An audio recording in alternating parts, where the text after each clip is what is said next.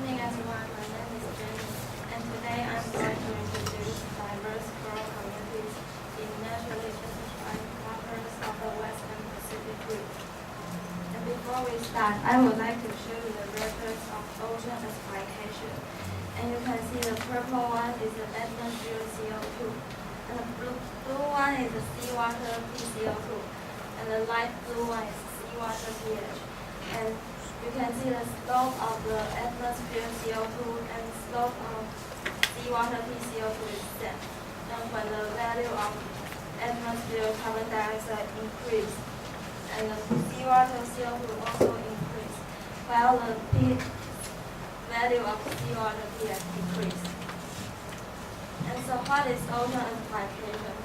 Ocean acidification is that the carbon dioxide in the atmosphere absorbed by the seawater and then increase the concentration of hydrogen ions.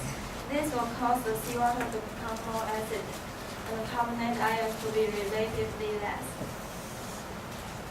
And in this picture, we can see that the seawater absorbs carbon dioxide, which will form two bicarbonate ions. And this will consume the carbonate ions in the seawater. However, the carbonate ions in the seawater are an important building blocks of structures, such as seashells and coral skeletons.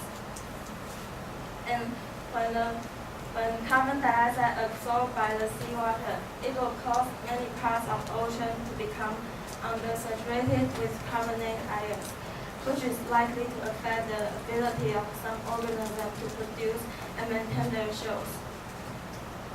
And in this picture, we can see that under ocean acidification, this shell begins to disappear. So that means when the seawater absorbs more and more carbon dioxide, many organisms have difficulty to form their shells and even switch their life. And next, what is a recognized saturation state?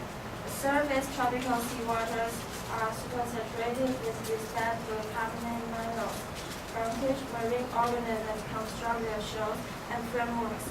This means that when the irregular saturation state increases, the concentration of carbonate ions also increases.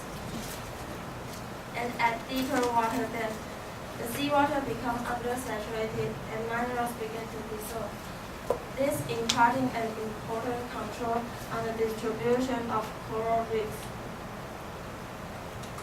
The degree to which the seawater is saturated with respect to these minerals at saturation state, and we use omega AR to call it. And next, what is total alkalinity? Total alkalinity is the total concentration of bases and total dissolved solid in water. We use ppm and milligrams per liter of calcium carbonate to call it, and we will call total alkalinity with PA when we talk next. The objective in this paper is to understand the function of coral communities under relatively extreme conditions of pH and omega AR. And this informs projection of coral reef futures under climate change and ocean acidification. And our sample was collected in Palau. So where is Palau? It is located in Western Pacific Ocean and contains about 340 islands, forming the western chain of coral-like islands in Micronesia. And here is Palau, and you can see that it is also on the Philippine Sea plate. Palau is about 466 square kilometers. And this is a satellite image of the main island on Palau. And we collect 9 sites of samples of Palau, and site number 1 to 6. Here and here, this is collected in offshore seawater, and when the site number decreases, the distance from the coastline also decreases. And site number 7 to 9 is located in Rock Island Bays, and we collect the reef seawaters. And this is the distribution of pH and omega AR. The x-axis is the distance from offshore waters, and the y-axis are omega AR and pH. The dark blue diamond is the average of each side. And here we considering offshore seawater salinity, TA and DIC data. You can see that the dilution accounts for 1 to 17% of difference in omega AR between offshore and reef waters. And what we mentioned before is that offshore seawater is collected in site number 1 to 6, and the reef waters collected in site number 7 to 9. And you can see these two circles. You can see that site number 1 to 6 and site number 7 to 9 have the same term in pH and omega AR data. Site number 1 to 6 are higher than site number 7 to 9. So here we have a conclusion that when we consume carbon dioxide such as photosynthesis and dissolution, the omega AR value will increase. And when we increase DIC and consume carbonate ions, such as respiration or transpiration, the omega AR value will decrease. And this is a TA and DIC data. You can see the red line in the middle one is a classification relationship. And under normal condition, this line will be a linear regression line. And site number 7 to 9 is on the right-hand side of the red line. So we can know that there's an additional input of DIC.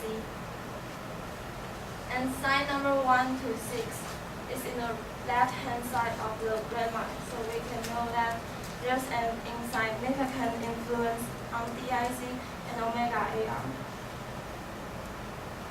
And however, with only pH, DIC, TA, and omega AR, it is not effectively to explain Palau's ecology. So we add 3 additional indices to know the coral communities across the classification gradient. The first one is the percentage of thick coral cover. The second one is coral diversity. And the third one is the richness. So here we have the new data. You can see the x-axis is the omega AR, and the y-axis are the 3 additional indices. And let's do that the coral diversity. You can see that site number 8 to 9, what we mentioned before, is the reef seawater have a higher coral diversity, about 1.7. And site number 1 to 6, located in the offshore seawater, have a lower coral diversity, about 1.1 to 1.6. Also, you can see the data in every site have the same term in these 3 additional indices. That means site number 8 to 9 are all higher than site number 1 to 6. And here is the short conclusion. You can see we compare with what we mentioned before. Site number 1 to 6 has higher omega AR, but they experience low value of these 3 additional indices. And also, site number 1 to 6 has lower pH, and they also have lower value of percentage coral cover, diversity, and coral richness. So here comes the conclusion. The first, Palau is currently unique in maintaining extraordinary dense and diverse coral communities.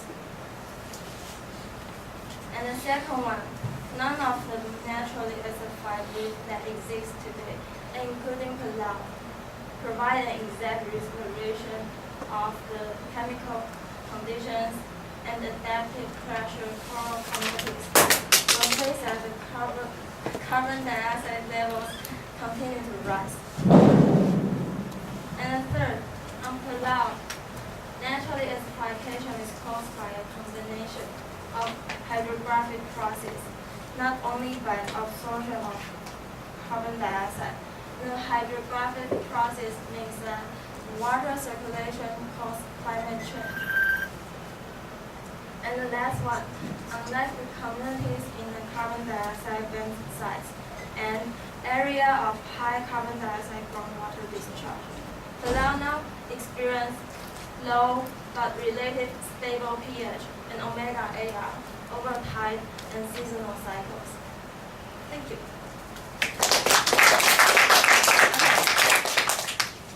So 10 minutes, 20 seconds.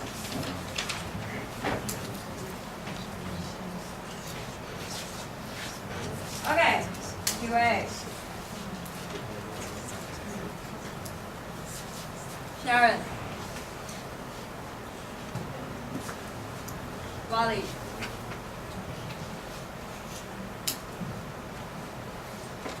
Louis. Howard. Okay, starting with Sharon.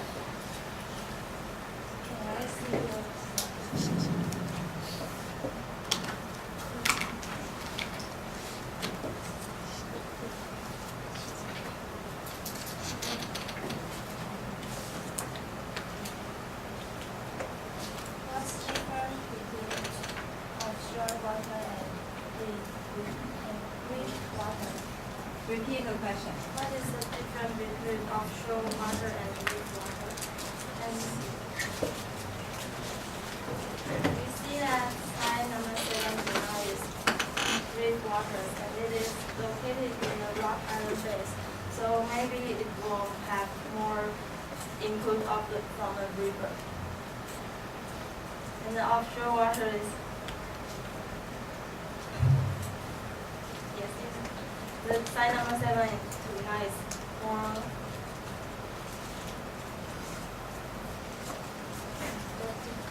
Closer. closer to this reef water, to the coral reef. Okay. Wally.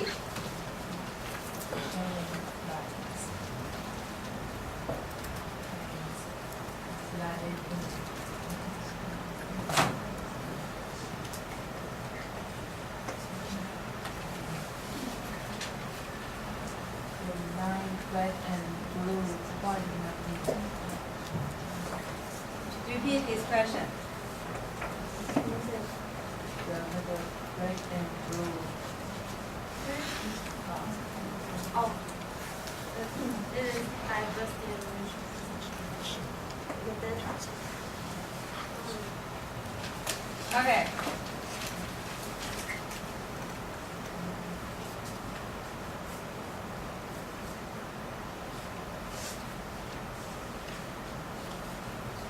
Louis.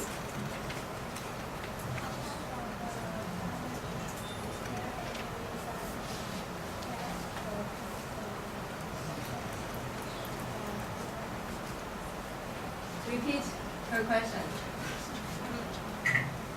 Is there any other reason that will cause ocean exploitation?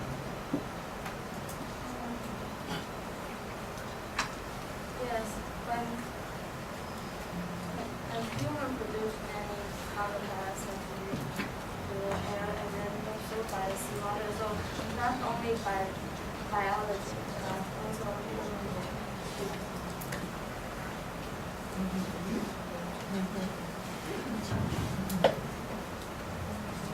Howard. Why is omega AR important in acidification? Why is omega AR important in ocean exploitation?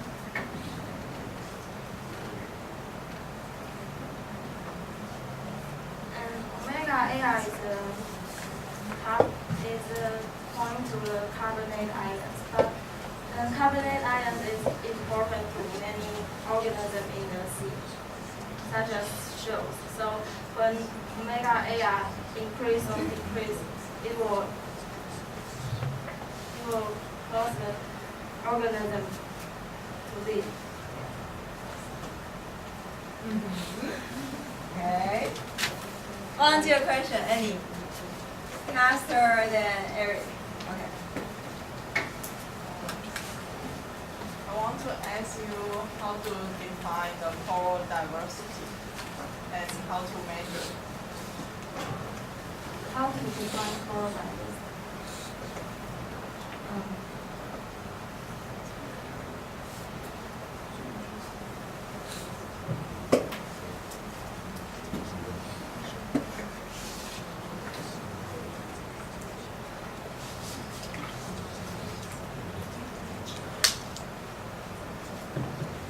Species. I'm not very sure, but I think it's the species in the water and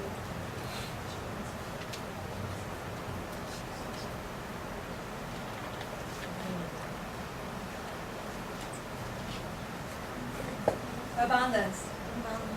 the species abundance in the water. Yes. Eric. What is your standard of correlation?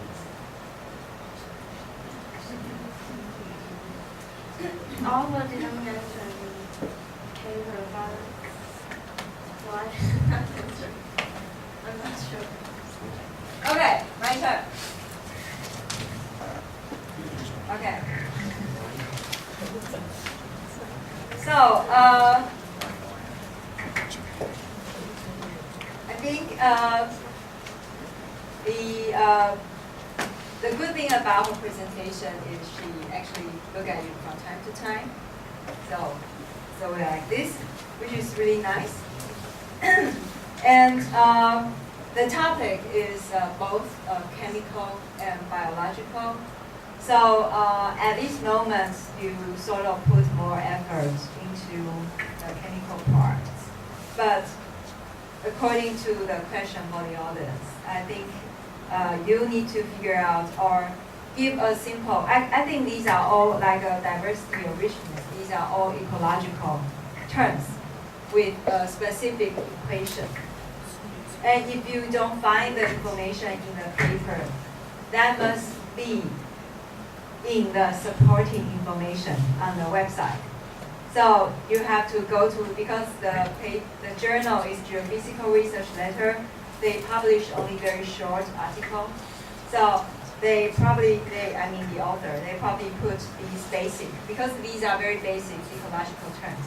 They put this into the supporting information. So next time, you need to strengthen this part by provide some simple definition what this is about, because now it looks sort of a little bit weak. Okay. Okay, and as we probably know, ocean acidification, the topic itself actually involves quite some chemical equation. And at this moment, you sort of, I don't know if you avoid to use equation intentionally or you just don't use it. But sometimes the use of equation explains things better. For example, here, you want to talk about like X by one of the audience. I recognize saturation state. Actually, this is based on an equation. And if you provide the equation which describe how marine organisms create their carbonate shell on one hand, and on the other hand, you provide a definition equation for omega aragonite, then it will very easily explain everything. So I would say equations, sometimes I would say you should avoid them because especially if the equations are very complicated. But in the case of carbon chemistry, these are sort of like there are so many of you who want to talk about ocean acidification. So why not just use this chance to introduce some very simple basic equation. Okay, so I would say next time you add equation for carbonate precipitation and equation for omega. Okay?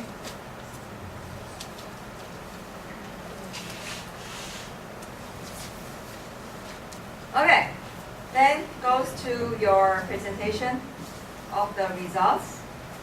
For example, this one. Because this paper, you don't have a lot of data. So next time, I would highly recommend that you split them into 2 slides and make your slides or your data bigger, much bigger. Okay? And then you can always, like you did in one of your slides, it's always good to put this one, to put the map next to, the smaller one. Put the smaller one always next to your data, because your data has spatial information there. 0 to 10 means different spatial information. So it would be good to put the map here. And then when you present this figure, I would say you did not actually introduce everything. Did you introduce the green line and the orange and the yellow one? Yeah, you shouldn't expect that the audience will simply look at the legend for you. It's your responsibility to introduce these basic information. Especially some of them are related to future scenario. Like the orange band is predicted for the end of the century. So you should say that and say that, okay, at the site, the pH is actually in the range predicted for the future. That's something that should be said. Okay? And then of course, it's a little bit difficult for me to understand why this term comes out, dilution. So either you look for another term or you explain what you mean by dilution here. Okay. And then actually here, I don't think the conclusion here can really, I'm not sure if they are mutually support each other, because this looks like textbook knowledge. 就是教科书里面的常识. Okay. So, what I think the author, they want to use this information, the process here, like photosynthesis or respiration, to explain these plots actually. And these plots looks like an easy plot, but actually it can be difficult. It's related to carbonate dissolution, respiration, photosynthesis. And the easiest way is to actually write down the equation of photosynthesis and respiration. And then explain why some process increase the IC and the others not. So this plot is not easy to explain. Okay. Are you okay? I will do it quickly. Sorry. And then last thing is, I think there was something wrong during the presentation of these slides. You say sites 1 to 6 has lower pH, but they have actually higher pH. Right. Okay. And then the very last criticism from me is actually, to me, the conclusions are not always supported by your data. You can see that your conclusion is sometimes actually very complicated. Okay? This one is okay. However, this one, what do you mean by adaptive pressures coral communities? So it's a little bit like coming out of nowhere. And what do you mean by hydrographic processes? When you want to draw this conclusion, you really need to say that when presenting your data. Like say, hey, this is a hydrographic process I'm talking about. Yeah. And then this one is, if I were you, I would put it to be the first conclusion point. Yeah. Although it's not really, it's a little bit like the environmental information, background information. Yeah. Okay. So the conclusion should be simplified, and then if you want to draw this conclusion, make sure you say something about it when you present your data. Okay. Okay. So let's thank Jenny again.